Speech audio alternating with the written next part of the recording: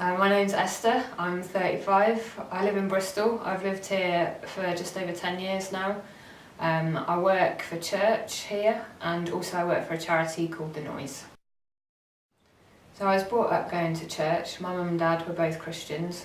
When I was about 6 or 7 years old, I became a Christian myself. I kept going to church every Sunday. As I grew up and went through my teenage years, I carried on going to church, but I found it hard to live out what being a Christian was at school. So as I got older and started to think about leaving home and going to university, I had in my head that when I moved away I was going to stop going to church. I wasn't interested in the whole God stuff anymore, and moving away from home was basically a good opportunity for me to do that because my mum and dad weren't around and couldn't tell me what to do. Basically, I thought that I could do a better job of living life on my own. I thought that I knew what I wanted. I thought that I knew the best and the right choices to make. So I pursued a load of different things that I thought would make me feel like I had a purpose in life or that would make me happy. So whether that was friends, relationships, just stuff in life, money, holidays, that kind of thing. That's what I pursued. I thought that I was happy doing life my own way and on my own terms, but there was always kind of just like a nagging feeling that all the things I was chasing after, that that wasn't enough and that that couldn't be it for life.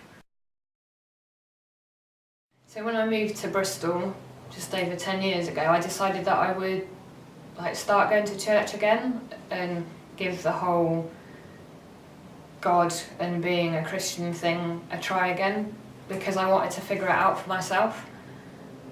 And it was really hard work because I was just really conscious of the choices that I'd made, and that I'd made a decision to turn my back on God, and that wasn't an accident. That was something that I decided and chosen to do. And I found it hard to accept that God was okay with that. And I knew all the stuff that I'd heard in church before, the things that are in the Bible about how God loves me, how Jesus died for me, and every bad thing that I or anyone else has ever done is forgiven. I knew that as a theory. But it was really hard for me to accept that for myself. But at the same time, there was hope. I had this hope that it was for me and it could be for me.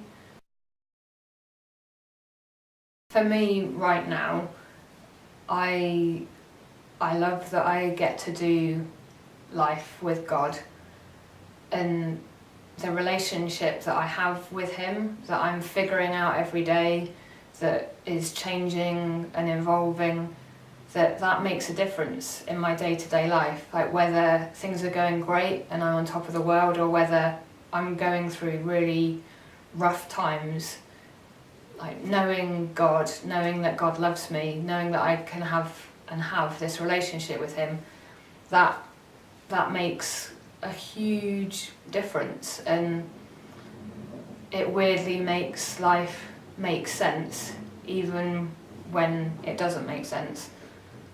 There's purpose, a meaning, there's a bigger picture, and there is something more.